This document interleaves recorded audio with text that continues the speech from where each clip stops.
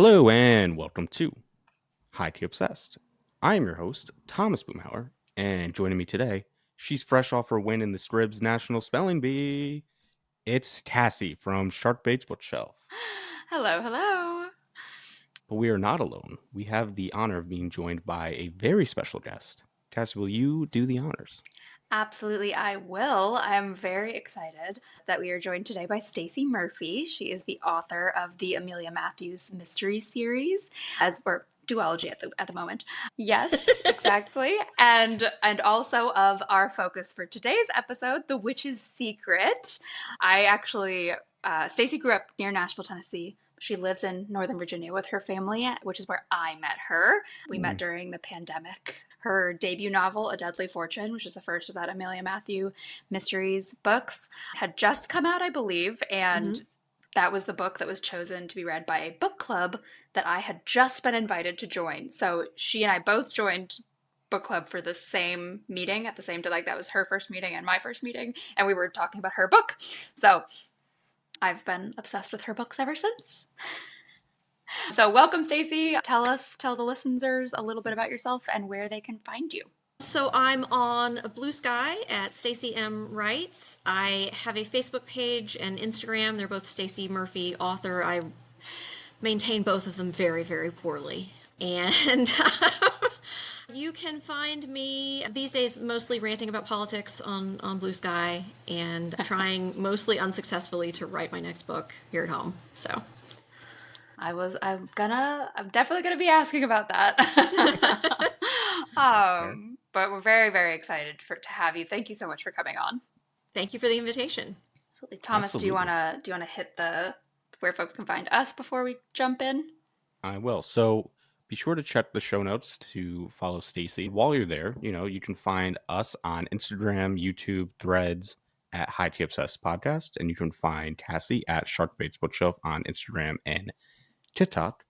And, if you wandered in from afar, if you're here because we're interviewing Stacie, make sure to follow the show, give us those 5-star ratings and reviews on the podcast platform of your choice. And if you don't give us 5 stars, we will go to your local library and tell them, do not give this person a library card, revoke their library card, and don't let them read anything good. Don't let them do it. Downvote all your Goodreads reviews. Yes. Ooh, yes. Which is actually a pastime of mine anyways, so. Downvoting people's Goodreads reviews. No, not really. I have been considerably less active on Goodreads this year. I switched my primary reading tracker to Storygraph.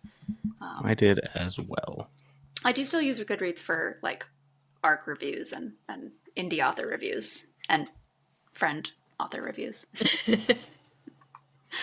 Alrighty, well, I'm very excited to get to chat with you a little bit about the book. I know we obviously have already talked about it at book club, but in the context of our season this year, which is all about witches. All things witches, witch hunts, witch trials.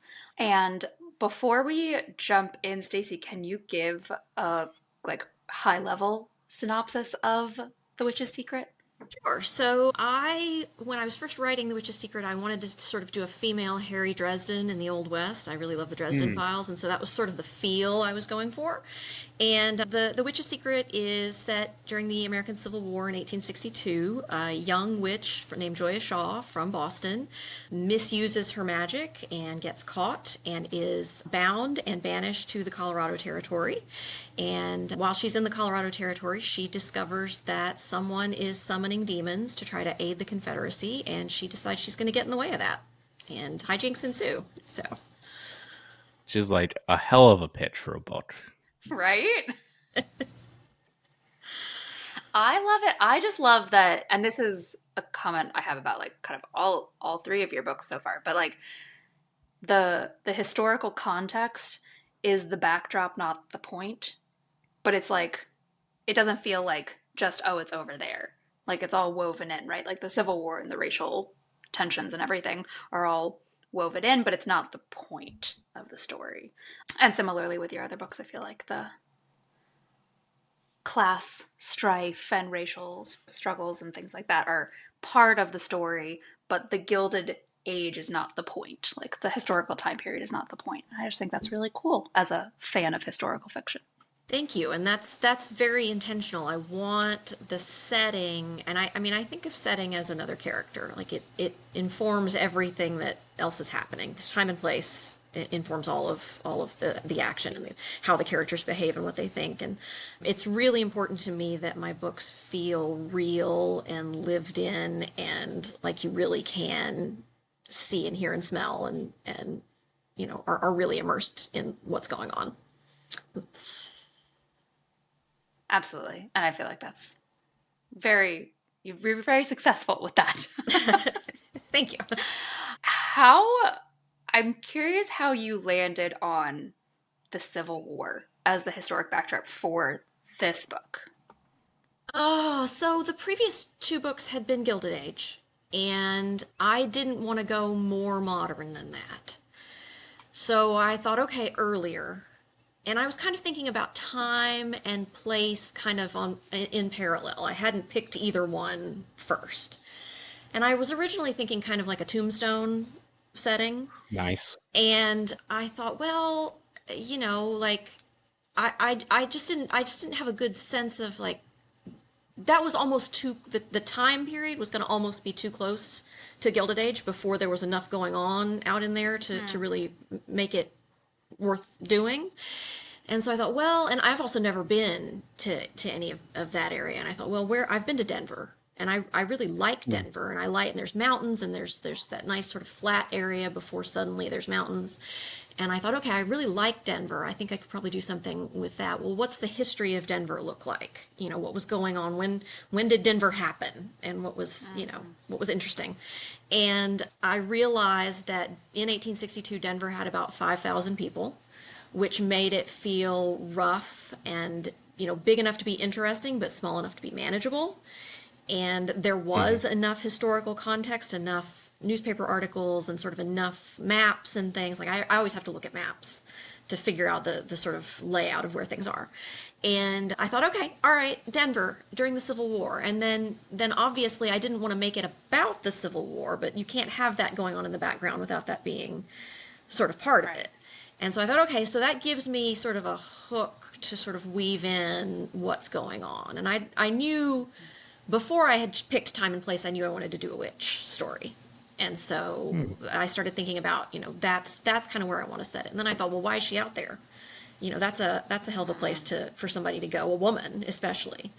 And I wanted to be mostly on her own, and I played around with the idea of her going out to be a school teacher. And then I thought, no, I don't want her to have a job like that. I need her to be kind of a rebel, not in the Confederate sense, but in the sense of I need her to be the kind of person who takes chances and does kind of dumb things and is impulsive. And I thought, oh, she's out there because she's in trouble. And I needed her to have not full access to her magic, because when you've got somebody who's too powerful, it's no fun anymore. You don't have to see them like doing anything except slinging spells around. So I needed her not to be super powerful, but I needed her to ultimately be powerful enough to triumph. And I thought, okay, if she's in trouble, they've taken her magic away. And then I started thinking about, well, what has she done to get in trouble? And it just sort of unfolded from there, and it all worked together, that I had this person who is headstrong and impulsive and kind of arrogant, and of course she misuses her magic, and of course they punish her for that, and of course a good punishment would be to send her out to this backwater where there's nothing and she can't get in any trouble. And then of course she gets in all kinds of massive trouble. So that's just sort of how that story, sort of the kernel of it, and how it sort of started to grow. I really appreciated that look into your writing process and the way that like you found the character in the story. That was really cool to hear. I have a very specific question that I'll get to in a minute. Well, not very specific, but like a little more into like the nuance of the story. But like she starts out on the East Coast though, and like that's kind of like the hub of this society is really kind of like up and down the East Coast, I feel like. Is that correct? So yeah, I think so, yeah. Go ahead. Yeah. So when obviously this season is all about witches and witch trials, but that has nothing really to do with this story. But in your research, how much did the witch trials like kind of come into it?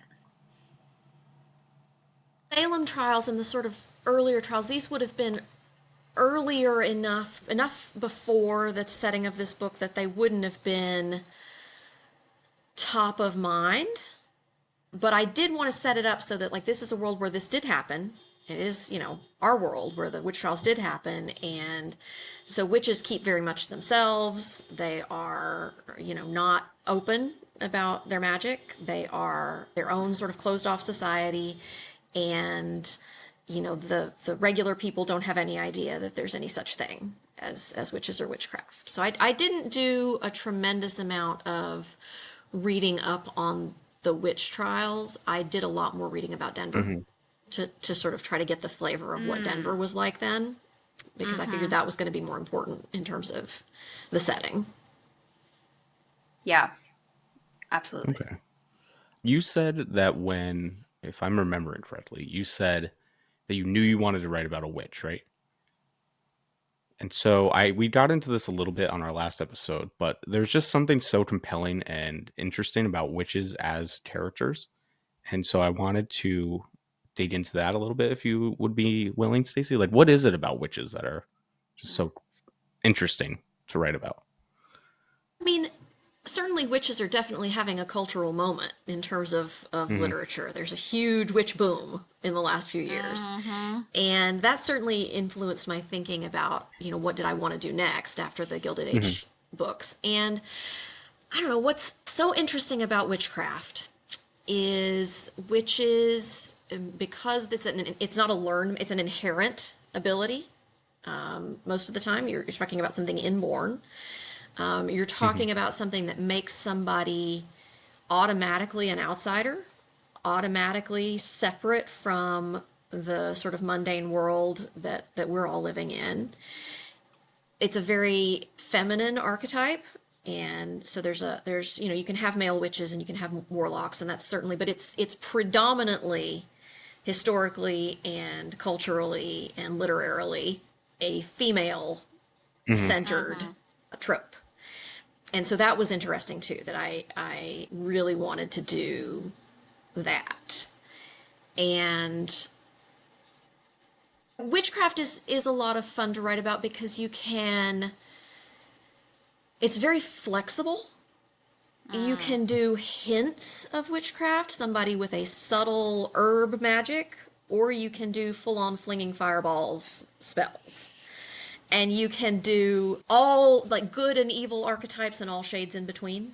So it's really flexible, and it's really a big, broad world that you can play in and create. And you can do almost anything with it. And the idea of the witch has kind of always been with us, so you can set it in any time or place.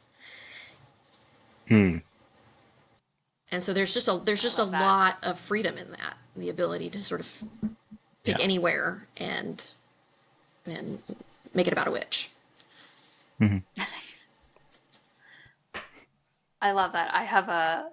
That actually brings me beautifully to my somewhat more specific question, which was, and we have talked about this so far this season already, about it is technically gender neutral in that, but there can be male witches, and there were men accused of witchcraft, and in some cases there were men executed, although most of the executed were female, worldwide. But in your society, there isn't really this gender disparity, right? Your magical society, like, men and women are considered equal. The head, I believe, is a woman. But there is the big difference is that, like, the racial issues in the South do kind of flood into or get into the magical society. And I'd love to talk about that a little bit more, and your decision and how that came to be. Well, by the time I knew I wanted to do it in the Civil War, we obviously had to have that coming in somewhere, and it had to have. It just felt like I couldn't create a conflict during the Civil War that didn't in some way tie back to it. That would just seem, I don't know, like, really missing the point of setting something in that time if it didn't. And there was no corner of American life that was not touched by it. you could not go out west and get completely away from it. There was no way not to be touched by it. And it just made sense. I mean, witches are separate and apart, but no society or no group can be so totally separate and apart that they are not subject to influence from larger attitudes out in the world. And the racial breakdown and the fight between the abolitionists and the secessionists was so inherent to American history and American life at that time that there was just no reasonable way to not bring that in. It just made so much sense in the context of the story that I was trying to tell that it seemed obvious. And it also seemed, I'm creating this character who's doing a lot of fairly morally gray things in the course of the book, and she makes bad, terrible decisions and acts super impulsively and super rashly, but I need her to be sympathetic, and so obviously she's an abolitionist. Like, she's obviously on the side, to the point that she's involved herself at all, she's on the Union side. And so that was certainly a way of building in a little bit of sympathy for her from the get-go, as opposed to making her a Confederate. Yeah. I think it would have been so easy, though, and this is just a bit of a hat tip, but like, I think it would have been so easy for the witches to just be all very, utopian society, and of course all races are equal, and of course they're on the side of the abolitionists, right? So I think, yes, I appreciate that what you're saying is like, it's obvious, like, of course that would be the thing, but like, I don't know that it is of course to everyone. Well, I mean, there's still people, and some people suck. And that's just sort of, you can't get away from that in any group. So fair, very fair. You just referenced her decisions, the main character's decisions, and that's actually one of the big quotes that I love from the book, and I feel like it's a theme that comes up a lot, is like choices. Lack of choices, the consequences of your choices. Can you talk a little bit about that and where that comes from, and what, I don't know, is there a message you're trying to get across there? So much about a message, but it was certainly a lesson that the main character needed to learn, that your choices are what make you. And one of the characters says, I mean, you may not have as many choices as you'd like, and you may not like the choices that are in front of you, but there's always a choice to be made between two courses of action. And what defines you is what you choose to do when you have those opportunities to choose one path over another. And, she, again, makes a lot of really questionable choices, but I think and I hope she gets to a point by the end of the book where she is grappling with the consequences of her choices before making them, before just sort of, like, she's actually considering the outcomes of her choices before she just sort of selfishly does whatever pops into her head and what will give her what she thinks she wants in the moment. That's exactly the quote I was referring to. Is I think it's Josiah saying that, choices are not limitless, and they're usually not the ones we want, but there is always a choice. And I don't know why I loved that quote, and I also loved Josiah so much. Thomas, I'm asking all the questions. Do you have anything you want to jump in with? So our last episode, we were talking about witches in pop culture. Stacie, I'm curious, do you have any favorite examples that jump out to you? In current pop culture specifically, or no, regardless. Like, we talked a lot about Medea last episode, but also like Cersei. So the full spectrum's open to I talked a lot about Willow from Buffy, so yeah. Okay, literally the whole spectrum. Any witch anywhere. Huge Buffy fan. Loved Madeline Miller's Cersei so much. The prose is just so beautiful in that one. And it's one of those that I'm not actually sure I will necessarily, it's not going to become a comfort read. I'm not going to pick it up and reread it over and over again, but the whole time I was reading it, the prose was just so unbearably beautiful, and the way it was written. And then I looked Madeline Miller up. That was the first of hers I read. I hadn't read Song of Achilles before I read Cersei, and I looked her up and was so mad when I realized she's just a few months older than me, Because I was kind of picturing her as much older than somebody who'd been writing maybe for years and years longer than I had, and I thought maybe I can get there when I'm her age. And no, she's like 4 months older than I am. And I am just in such awe. I hate her a little bit for her prose. Recent witches that I've read, I read Martha Wells' Witch King, and that's got a male spirit as the sort of main character. It is a body jumper. It inhabits human bodies. But given freely, not possessed. Other witches, I don't know. There are so many. It's hard to light on one. I also loved Willow and Buffy. And it's funny we talked about Willow last week, and the reason I kind of I think I love her so much, and that I kind of harp on her a little bit in the context of this season, is that she approaches witchcraft as something to learn. And it's an academic subject. She doesn't. It's a practice. She wasn't born with magic. Yeah. It's a practice, and she approached it like any other subject that she was taking in school, really. And I kind of loved the sort of story there that a witch is an educated woman, right? But love Willow. Love Allison Hannigan in general. I just think she's fabulous. All right, Thomas, do you want to hit our last main scripted question? I will.